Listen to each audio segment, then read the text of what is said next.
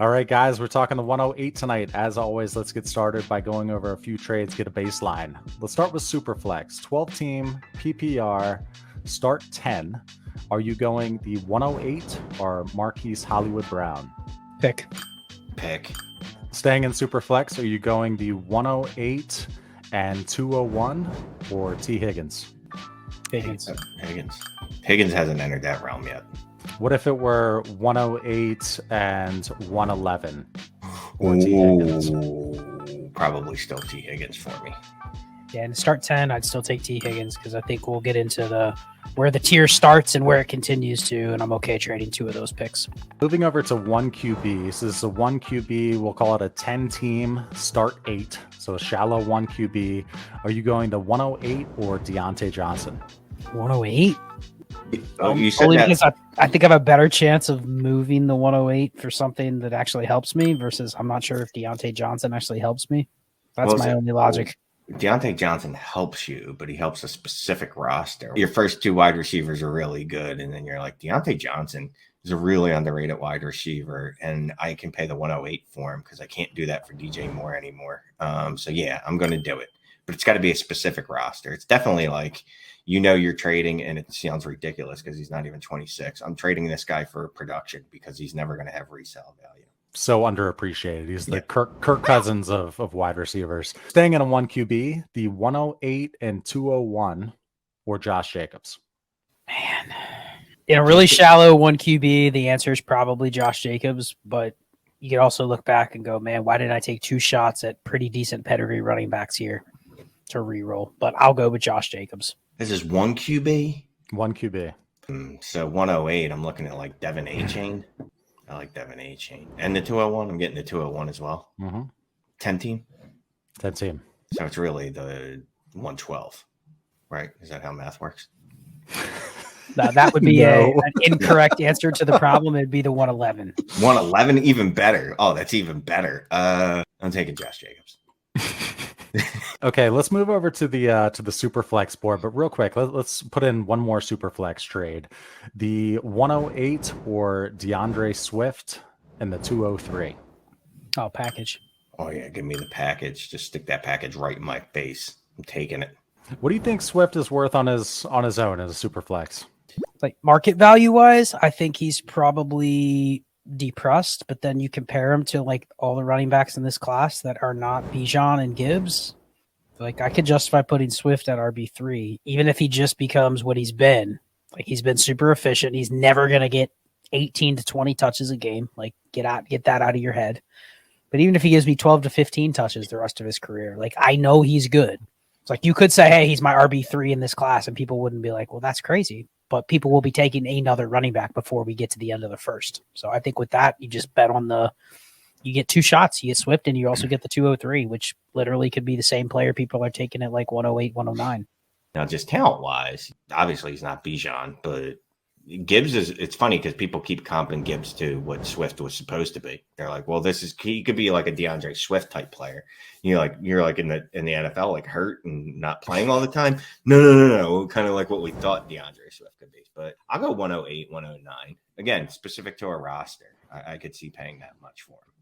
Okay, so let's move over to the board. We're looking at the Superflex picks thus far. Scott, you are on the clock at 108. You went Bijan at 101, Anthony Richardson at 102, CJ Stroud at 103, Bryce Young at 104, Jahmyr Gibbs at 105, JSN at 106, Will Levis at 107. Let's talk about 108. Who you going here, man? So real quick thoughts on the 108. This is a extreme tier break to where I'm going to have to pick right now. The only benefit of this pick is that if you don't like Will Levis, there's a decent chance he is still here at this selection. So you could just say, okay, value-wise, someone may let him fall here. The second thing is if Will Levis goes 107 like this draft, I still get my choice of all the rest of the players. Now that's good because I get my choice. I need one other player to pop and say, okay, this guy's now in that upper tier. The issue is if none of them do, now I'm sitting here and I have to pick at the very top of the tier with a very high likelihood that I can't trade down. Why would the person at the 110 trade up with me here and give me anything of value when they're like, well, I like 4 players here. I'll just take the ones you don't take. I think that's the danger of this tier. I think that's the danger of probably all the picks from here until the 203, 204. You're going to have a bunch of first, second round receivers that people don't really like, but they are forced to draft because they got draft capital. Then you're going to have a couple running backs sprinkled in. A-Chain, Charbonnet, Kendre Miller, whoever it is. There's going to be 2 or 3 that fall into that. Well, they went in the second, they went in the early third, they belong in this range. So if you don't care, you want to try to trade back. Right now, given that we're doing this prior to the NFL draft, by default, I think the pick is Quentin Johnston. Even if you don't like Quentin Johnston, he's going to be the first receiver drafted in the NFL. If there is a receiver with a shot to go in like the top 15, maybe even top 10, it's him. I don't think anyone else has that potential. And with that draft capital is going to come like the idea that you have to take him in the top 10 picks or so. But I think he's just the safest pick. Could that burn me? Would I consider Zach Charbonnet if he goes in the second round? Would I consider Jordan Addison or Zay Flowers? Probably not Zay Flowers as much as Jordan Addison, but if Jordan Addison went ahead to Quentin Johnston, I'd be like, okay, landing spot. Let me see which one do I like better. Right now, though, it's Quentin Johnston. I think he's got something different every other receiver doesn't have. Every other receiver's 5'10", sub 180 pounds. He's different. Whether he's good or not, that's a different story. But I think right now he's the safest to get the draft capital, so he's by default the 108. All right, Shane, moving over to you. You are on the clock at 108, sir. Let's clear the board. So far, 101, Bijan, of course. 102, you went CJ Stroud. 103, Bryce Young. Anthony Richardson at 104. Jahmyr Gibbs at 105. JSN at 106. Will Levis, it's Levis, Shane, at 107. Who are you going at 108, man? I'd like to trade up to the next pick because that would dictate how I'm going to go with this pick. I'm going to go with Zachariah Charbonnet. We were just looking at the NFL mock draft database, one of our fun friend sites. They're not friends of ours. We don't know them. But I mean, I'm sure they're lovely people. If they want to support the show, hit us up. But yeah, just looking at that, and that's looking like Zach Charbonnet is going to have mid-second round draft capital. It's hard to pass on a running back with that type of draft capital. I think right now he's projected to go to the Bears, which is pretty funny because he kind of reminds me of David Montgomery, although not the David Montgomery, like Franken Montgomery thing when he was coming out of college and they're telling you he's great as everyone. But I think I'm going to go Charbonnet here. I want to go the running back. You could go wide receiver, right? I think there's a little more risk to that. I know that the upside at running back here is probably a little lower than the wide receiver I could go, but it also feels like a running back that I can plug right into my starting lineup. And based on how we build our lineups, there's a pretty good chance I need a starting running back. He's going to go slide right in there for me. Okay, so we're going to move over to a little discussion around the 108. But first, if you wouldn't mind, take a look down, hit that little thumbs up, give us a like. We'd appreciate that. Easiest way to help out the channel. So we're going to talk about the 108. We're going to go over a couple rosters today as well, Superflex and a 1QB. But let's talk about the pick in general. So it sounds like from the 101 to the 106, that's a tier. And then there's like a little mini tier with Will Levis at 107. So 108 being the start of this tier. Let's talk through this pick a little bit more. So I do think 108's in that weird spot where, like, if you need a quarterback, sure, you can move to the 107. That's the ideal. Move to the 107. Can I pay very little to do it? But if you can't, there's a chance that the person at 107 isn't even seeing the same thing that you are, and you still get Levis at the 108. So I think the 108 in a weird way is part of the 107 tier. There's just a little more risk that you're going to get squeezed out. But the added value is kind of what I said before. There's going to be another player that emerges, whether it's one of these receivers that lands in a great spot, a running back, like Shane said, that gets really good draft capital, higher than we've expected. I don't know if it'll be Charbonnet, but that's what MDB had him on. It's probably Tyjae Spears would be the favorite right now to be the third running back off the board. But the point is, if you are comfortable picking a third round running back over a first round receiver, that's going to be available for you. So I think the 108 and maybe even the 109 presents some choice, but it could also be, I'm on the clock at the 109 and I hate my options and I would love to trade back. And why would anyone trade me anything to move up 2 spots when it's 33% chance of who I take in the next 3 picks, and they don't care which one they get. That's what it feels like you're going to end up with at this 108 spot. Definitely the 109, 110, 111, 112. That's where you start getting into, hey, if I can trade my 110, 111, I'm sure we'll talk about this on the future shows. If I can move those out You're going to give me a Deontay Johnson for that 109 because you want Zay Flowers or you love Josh Downs or Jordan Addison? No, who? I'm open-minded. I forgot about him. Completely forgot about Jordan Addison. But that's the thing. You know probably what you're going to be picking.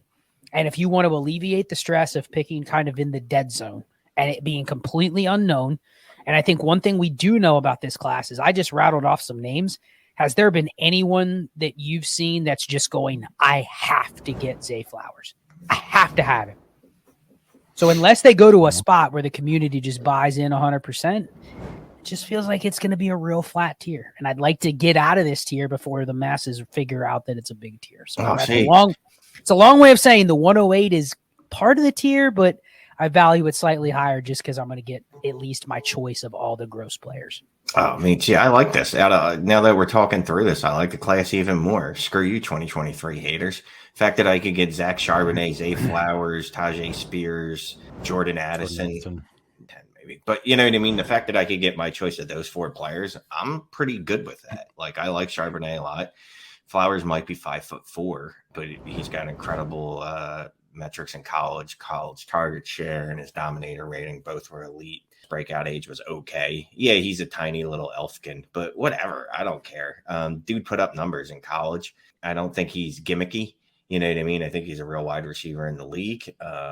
Whichever one's left on the board right here, if it was Zach Charbonnet or Zay Flowers, I'd be ecstatic. And I was joking about, I might even try to trade back in here.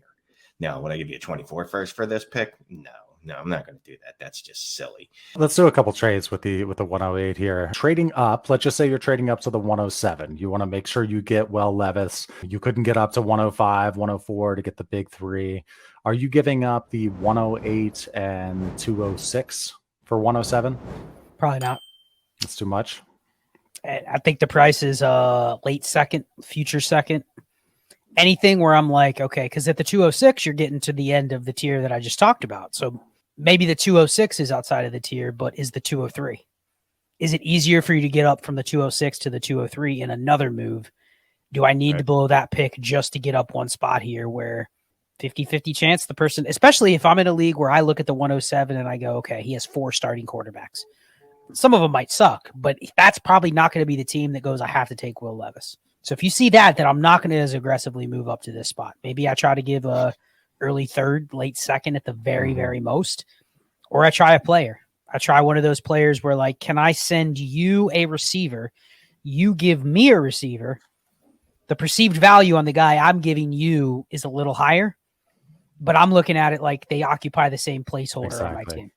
So, like, I take Gabe Davis. I give you Elijah Moore when they get Aaron Rodgers. People are going to go, oh, Elijah Moore, that's a good player. Gabe Davis, he's not that good. For me, they're probably both my wide receiver 5, and I'm playing them when I need to play them. Right. So it's like, for me, that's where I'm losing the quote-unquote value. But really, I'd rather gain it in the form of the draft pick. So something like that, I think you can get people on just based on the names. To get up to the 108, so you want to get up there, are you going to give up the 201 and 207? Yeah, I think in that case, you're moving up far enough and you're buying some of that potential selection bonus that we talked about. So yes, I would do that. Are we taking a mid 24 first over the 108? Yes. Yeah, I mean, we haven't really talked about that, but I think this is the spot where you start looking at the rosters of your opponents and saying, I'll almost go through and pull out the top 3 or 4 teams in your league and go, I would take any of the other 24 first for this pick. If I'm looking at Clay's team and it hasn't made the playoffs back-to-back years and his quarterbacks are junk and he doesn't have a lot of draft capital, even if he's not the 101, am I confident that that's not going to be a bottom 4 pick? If it's the 105 next year, it's still a win. So I think that's where you take advantage of. This is where you're spotting for the other teams, though. You don't want to just say, oh, the back-to-back-to-back champion is willing to give me his first here in the future for this pick. You got to be a little more selective, but I think this is a spot to start doing it. All right, well, let's move over to this Superflex roster here, see what he should do with the 108. All right, here we are looking at his roster. It's a 12-team Superflex, half PPR, start 9. Let's start with the QBs. We got Deshaun Watson, we got Justin Fields, and we also have Lamar Jackson over there on the bench, so he's good in that position. Running backs, Rachaad White, DeAndre Swift. Wide receivers, Hollywood, Drake London. Tight end, he's got Dallas Goedert. He's got Jalen Warren sitting in a flex right now, along with Kenneth Gainwell. Other stuff on the bench, he's got David Njoku down there, Darnell Mooney. He has the 102, the 108, 201, 208, 302, 307, and 408. And he still does have his 24 first. What are you doing with the 108 on this roster? Well, if I can, since it's a start 9 half PPR, if I can send the 108 and the 102 and get the 101, I'm smashing that because I don't need a quarterback. I'm guessing because I have 3 of the top 9 quarterbacks, somebody else does need a quarterback. Used to go to school and was ever in like a shop class. You remember the Vice grips? Mm-hmm. Mm-hmm. I have the league's balls in the Vice grip based on my quarterback room. So I am not going to trade a quarterback just yet unless it's a very specific deal. I'm going to try to get a hammer, as Shane would say. I try to get a hammer with Bijan. Listen, if the 102 team, I'm guessing, or the 101 team, I'm guessing they probably need a quarterback based on yours. Like they probably need one. And they might have one of those rosters that's in the situation of, man, I don't really want to take a running back, but when's that really sweet Bijan offer going to come to me? This is one of the teams that could afford to make it. 102, 108. Yeah, it's 2 picks, but it's a start 9. It alleviates the problem that we've talked about with the 108 is like, what are you going to take there? Like, are you really excited to getting Will Levis on this roster? Because now you have to turn around and trade one of your quarterbacks. It's going to be hard to trade Will Levis. We know that. So that's my first move. I also have the 201. That's probably going to be a spot where I can take Jordan Addison, Zay Flowers, Jalen Hyatt. There's going to be a receiver there, Josh Downs. So, yeah, I'm trying to get Bijan here. I don't know what Shane's thoughts are, but half PPR, lean into it. Give me Bijan if I can get him. I was looking at this roster, and the first thing I was thinking is we got too many quarterbacks. I'm trading one of them, Justin Fields, Deshaun Watson, or Lamar Jackson, and I'm trying to get Jamar Chase or Justin Jefferson for him, and then I'll draft Will Levis at 108. But like Scott said, if that doesn't work out, I'm fine with doing the 108 and the 102 for the 101 and whatever, late second or something like that, or a second next year, and just adding Bijan to the roster and smashing. Just looking at this particular roster, I'm going to lean Zay Flowers over Zach Charbonnet if forced to make a player pick. So if you move the 108 and the 102 for the 101, so you've got Bijan and Swift in the RB spots. I guess Rachaad White would move down to one of the flexes. And then you're going to figure it out with 201 and 208, maybe try to package that together for another starting player because still be lacking a solid starter in a start 9. No, I'm actually okay if I get Bijan with Swift, Rachaad White, a bunch of bodies. I'm fine actually just going best player available. It's not going to be the sexiest because you're going to have some, I think, holes at receiver because after Drake London and Marquise Brown, you're essentially just looking at filler players. So you have like Darnell Mooney as your wide receiver 3. But you know what? In a half PPR start 9, I got the quarterbacks locked up. I have a good tight end. I have Bijan. I have some running back depth. Like worst case scenario, I play one of like the analytics of Dynasty really slim teams where I'm just flexing running backs. Yep. Half PPR running backs can be flexed at a pretty high rate, higher than receivers. So start 9, like I don't care if I have to start Jalen Warren if there's an injury to Najee. Like I'm okay kind of playing it that way and not sweating necessarily having more and more of those like quote unquote threshold receivers. So I would just let it roll and go best player available. If it happens to be Josh Downs, Jordan Addison, fine. But if it's not, it's like, damn, there's another running back sitting there. I'm almost looking at that as a flex, just like I would a receiver at a PPR. Guys, we are back to the board. Scott, you are on the clock at 108 in a 1 QB league. Let's take a look at your previous 7 picks. You had Bijan, of course, at 101. 102 was Gibbs, JSN at 103, Quentin Johnston at 104, Jordan Addison at 105, Zay Flowers at 106, Jalen Hyatt at 107. At 108, Scott, are you finally going to take a running back again? Yes, for the sake of argument, I'll go Zach Charbonnet at the 108. Now, this is subject to change because I have no clue who the RB3 is going to be. Could probably be one of like 4 or 5 players. And I think the market and the landing spot will dictate which one that is.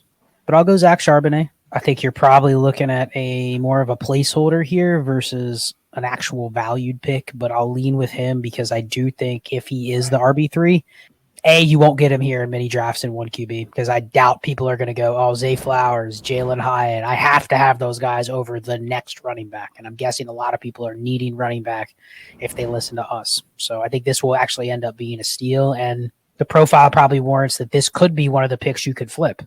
I don't know if you're going to be able to flip some of these receivers because I think people have just decided they're just guys. They're just placeholders. So I actually like the value of Charbonnet here, but I acknowledge you probably won't get him here much.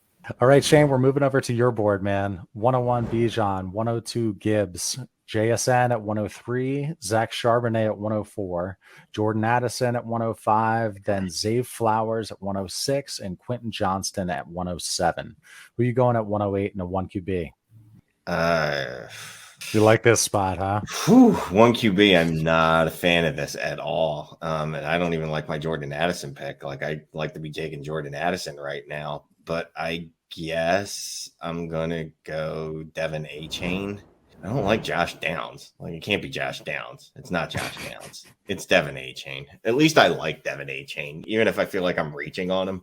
And if the pick doesn't turn out that well, I'd rather pick him here than Josh Downs, who I already expect to fail, or Jalen Hyatt, who I expect to fail. The only other guy that's a thought is Marvin Mims, but I think I can get him a little bit later. I'm going to go Devin A-Chain here. I don't ever expect a guy to be a 20-touch guy, but if he can get 15 opportunities a game, he can at least do some damage. We haven't mentioned Michael Mayer much, or the tight ends. Are we in Michael Mayer range? In a 1 QB or even back at Superflex at the 108? Yeah, it's just he doesn't feel he's not special. Wouldn't bother picking him. He's not special. Like, his upside is like Jason Witten's downside. He seems like a guy that's going to definitely be able to get you 11 points a game, and if you really push, he might get you 13.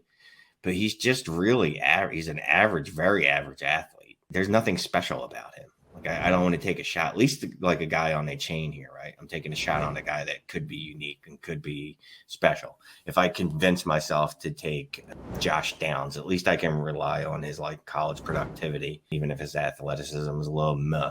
Marvin Mims, same type of deal.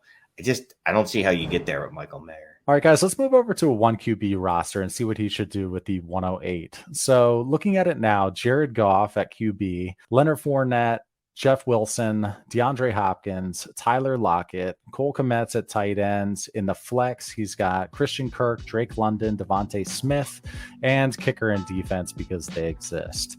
And this is a 10-team 1 QB full PPR start 9.